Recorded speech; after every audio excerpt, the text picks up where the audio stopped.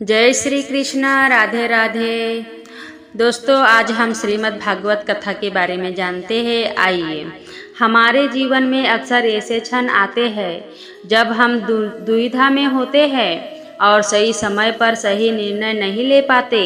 ऐसे में श्रीमद् भागवत गीता के इस श्लोक में मनुष्य जीवन की हर समस्या का हल छिपा है।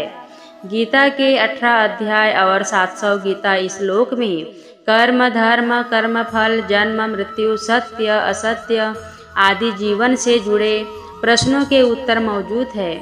आपके लिए भागवत गीता कोट्स इस वीडियो के माध्यम से कुछ महत्वपूर्ण लेकर आए हैं, जिनसे आपको प्रेरणा ले सकते हैं। अगर आप इस कहानी को सुन रहे हो तो पूरा सुनिए। इस कथा को आधा अधूरा छोड़कर जाने की गलती मत करिए, क्योंकि इस पवित्र कथा को पूरा सुनने से मनचाहा फल की प्राप्ति होगी। इसलिए इस कथा को पूरा सुनिए अगर आप कृष्ण भक्ति हो तो। श्रीमद् भागवत गीता, जिसको हम गीता के नाम से जानते हैं, वह 700 श्लोक का एक हिंदू लेख है जो महान युद्ध महाभारत का ही एक हिस्सा है। यह दरअसल महान पांडव राजकुमार अर्जुन और उनके रास्ता दिखाने वाला भगवान श्री कृष्ण के बीच में हुई बातचीत का भाग है। यह संस्कृत भाषा में लिखी गई है। महान लेख व्यास जी के द्वारा ऐसा कहा जाता है कि भागवत गीता में हमारी जिंदगी से जुड़े सारे सवालों के जवाब हमें मिल जाते हैं। अगर आपको अपनी ज़िंदगी में कोई दुख हो या कोई परेशानी हो, या आप किसी से ऐसे रास्ते में फंस गए हैं जिसके दो मार्ग है और आपको समझ नहीं आ रहा है आपको कौन सा रास्ता चुनना चाहिए, तो आप भागवत गीता पढ़ लीजिए। आपको आपकी सारी परेशानियां के जवाब मिल जाएंगे। भगवान गीता उपदेश सुनते ही या पढ़ते ही आपकी सारी परेशानियां एकदम से हल हो जाएगी और आप बहुत शांत महसूस करेंगे। कहते हैं गीता को पढ़ लेने से आपके सारे जन्मों के पाप इसी जन्म में खत्म हो जाते हैं। श्रीमद् भागवत गीता का इतिहास कहते हैं, कुरुक्षेत्र की पृष्ठभूमि में 5000 साल पहले भगवान श्री कृष्ण ने अर्जुन को उपदेश दिया था, जो श्रीमद् भागवत गीता के रूप में प्रसिद्ध है। भले ही पुराना है, लेकिन यह आज के दौर में भी आपकी सारी परेशानियों के हल आपको दे सकता है। भागवत गीता आपको एक जीने का ऐसा ढंग सिखाती है जो भरोसे और त्याग पर निर्भर होता है। जब तक आपको किसी चीज़ पर भरोसा नहीं है, आप उसको हासिल नहीं कर सकते, और जब तक आप प्यार नहीं करेंगे तब तक आपको कुछ हासिल नहीं होगा। भरोसे और त्याग से ही आपको सब कुछ हासिल हो सकता है। गीता में श्री कृष्ण ने अर्जुन को यह बताया है कि वह भगवान विष्णु के अवतार है। भागवत गीता में बताया है जीवन का अर्थ क्या है। जीवन का अर्थ जानना है तो पहले खुद से पूछो कि तुम्हारा कर्तव्य क्या है। जो तुम्हारा कर्तव्य है उसे अपने पूरे दिल से निभाओ, और तुम्हारा कर्तव्य एक ऐसा चीज होनी चाहिए जो तुम्हें करना बहुत पसंद हो, तभी तुम खुश रह पाओगे, और जो तुम्हारे आसपास है वह भी खुश रह पाएंगे। सब में मैं हूँ, मैं हूँ, मैं ही हूँ, मैं ही सबकी शुरुआत हूँ, मैं ही शुरुआत से भी पहले था और सब खत्म होने के बाद भी रहूँगा।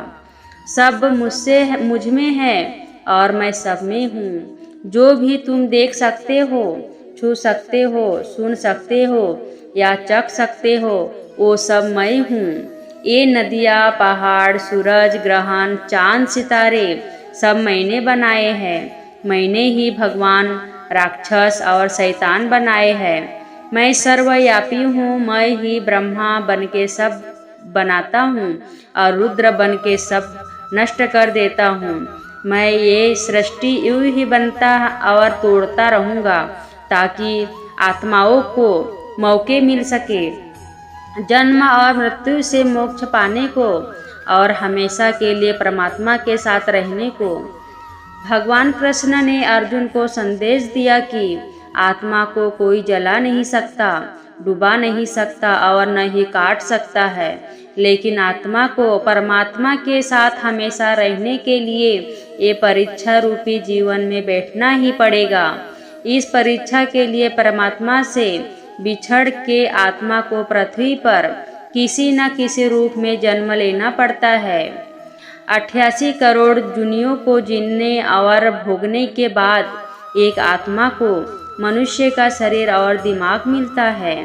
हर आत्मा को अपने अंदर के तामसिक और राजसिक अवगुणों से निकल के सात्विक जीवन में प्रवेश करने के मौके मिलते हैं। हमारे तामसिक गुण वो है जो हमारे अंदर ही भावना पैदा करके हमें खुद को उदास और नुकसान पहुंचाते हैं। हमारे राजसिक गुण हमें लालची और ईर्ष्यालु बना के दूसरों के प्रति नुकसान पहुंचा सकते हैं।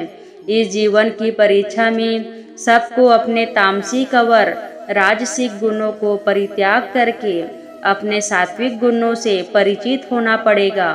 सात्विक गुण वो है जो आत्मा को अपने आसपास की हर चीज से जोड़े और उन्हें प्यार करना सिखाए। धर्म वही है जो धारण किया हुआ है, जिसे आपका दिल मानता है, जैसे झूठ नहीं बोलना, चोरी नहीं करना, भगवान का निरादर नहीं करना, दूसरों को नुकसान देना। हर आत्मा को अपने जीवन काल में हर समय धर्म का पालन करना होगा और धर्म की रक्षा करनी होगी। हर मनुष्य के अंदर काम, क्रोध, लोभ, मोह, अहंकार और ईर्ष्या जैसी भावनाएं हमें अपने और दूसरों के प्रति नुकसान पहुंचा सकती है। इन भावनाओं को मनुष्य को हमेशा अपने नियंत्रण में रखना होगा, क्योंकि इनके बहाव में किया गया कोई भी काम हमारी जीवन भर की परेशानी का कारण बन सकता है। हमारी इच्छाएं ही मूल कारण है हमारा पृथ्वी पर वापिस आने का। इस परीक्षा रूपी जीवन में हर मनुष्य हर समय कुछ इच्छाएं रखता है। कुछ इच्छाएं एक ही जन्म काल में पूरी हो जाती है तो कुछ अधूरी रह जाती है और उनको पूरा करने के लिए आत्मा को फिर से पृथ्वी पर आना पड़ता है। अगर हम कोई भी इच्छा न रखें तो हम इस जीवन और मृत्यु से मुक्त हो सकते हैं। तुम खाली हाथ आए थे और तुम खाली हाथ चले जाओगे। परीक्षा का समय खत्म होते ही आत्मा शरीर और अन्य सब वस्तुओं को त्याग कर देती है। जो भी संसार में रहकर बनाया वो अब किसी और का होगा और आत्मा अपने कर्मों के फैसले के लिए चली जाती है। अपने अच्छे कर्मों के लिए आत्मा कुछ समय के लिए स्वर्ग और बुरे कर्मों के लिए नरक में चली जाती है। हर जन्म में अपने कई जन्मों के हिसाब से हर आत्मा को कभी अच्छे और कभी बुरे हालातों से जाना पड़ता है। लेकिन जब तक आत्मा परमात्मा के साथ एक को नहीं समझ लेती वो मुक्ति नहीं पा सकती। शिक्षा और ज्ञान उसी को मिलता है जिसमें जिज्ञासा होती है। अगर आप किसी का आदर करते हो और विनम्रता से उससे सवाल पूछते हो तो आपको ज्ञान मिलता है। ज्ञान लेने के लिए सबसे ज़रूरी है सवाल पूछना। जब तक सवाल नहीं पूछोगे तब तक कोई ज्ञान नहीं देगा। किताबों में लिखी और सुनी बातों भी तर्क करना जरूरी है। सुख दुख का आना और चले जाना सर्दी गर्मी के आने जाने के समान है। खुशी सबकी चाहिए, लेकिन पता किसी को हो कि खुशी पानी कैसे है। भागवत गीता में लिखा है कि न सुख ज़्यादा देर टिकता है और न दुख। ये मौसम की तरह बदलते रहते हैं, इन्हें सहना सीखना चाहिए। मनुष्य अपने शरीर, दिमाग या दिल से भगवान को पा सकता है। शरीर द्वारा किए गए कर्मों के माध्यम से परमात्मा को पाने को कर्मयोग कहते हैं। ऐसे कर्म जो परमात्मा की इच्छा से हो और दूसरे के कल्याण के लिए हो। जो हुआ वह अच्छे के लिए हुआ है, जो हो रहा है वह भी अच्छे के लिए ही हो रहा है। और जो होगा वह भी अच्छे के लिए ही होगा। इसलिए आप जिस वजह से उदास है उसे भूल जाए। अगर आपका जॉब इंटरव्यू अच्छा नहीं गया या फिर आपकी रिलेशनशिप अच्छी नहीं चल रही है तो ये समझिए ऐसा ही होना लिखा है और ये अच्छे के लिए ही है। ये सब कुछ किसी कारण से ही हो रहा है। आपको भविष्य के बारे में चिंता करने की आवश्यकता नहीं है, न ही आपको अतीत पर ध्यान देना चाहिए। आपके पास केवल वर्तमान पर नियंत्रण है, इसलिए इसे पूरे तरह से जिए। कर्म करो, फल की चिंता मत करो। भागवत गीता में कहा गया है कि कर्म करते जाओ लेकिन फल की चिंता कभी मत करो। आज हम केवल पैसे के लिए, बेहतर घर, कार और सुरक्षित भविष्य के लिए काम कर रहे हैं। अगर हमें भविष्य में ऐसा नहीं मिलता तो दुख होना लाजमी है। इसलिए काम करते रहे और बदले में कुछ भी उम्मीद ना रखें। जो लोग दिमाग को नियंत्रण नहीं करते वह उनके लिए एक दुश्मन की तरह काम करता है। अपने मन पर नियंत्रण रखना आध्यात्मिक आवश्यक है। अगर आप अपने मन पर नियंत्रण नहीं करते तो आपका ही मन आपके लिए शत्रु का काम करेगा। आत्मा न तो पैदा होती है और न ही वह मरती है। भय और चिंता हमारे दो दुश्मन हैं। जब हमारे भीतर एक डर पैदा हो जाता है तो हम कुछ भी हासिल नहीं कर सकते। ये डर हमारे सपनों और महत्वाकांक्षाओं को मारता है। निडर बनिए, निडर व्यक्ति को कोई नहीं रोक सकता। इसी प्रकार मृत्यु का डर भी बेतुका है, क्योंकि आत्माएं मरती नहीं है। मनुष्य अपने विश्वास से बनता है। जैसा वह मानता है वैसे ही वह बन जाता है। आपकी जिंदगी में चाहे कैसा भी समस्या चल रहा है, आपको हमारे खुद पर विश्वास रखें। चाहिए समय कितना भी बुरा हो, अगर आपको अपने ऊपर विश्वास है तो बाधा भी दूर हो जाएगी। जो लोग दिमाग को नियंत्रण नहीं करते वह उनके लिए एक दुश्मन की तरह काम करता है। सबसे ज़्यादा कठिन है अपने मन को नियंत्रित करना। ये मन बहुत चंचल है। अगर आपको अपने मन पर नियंत्रित है तो आपको अपने ऊपर नियंत्रण है।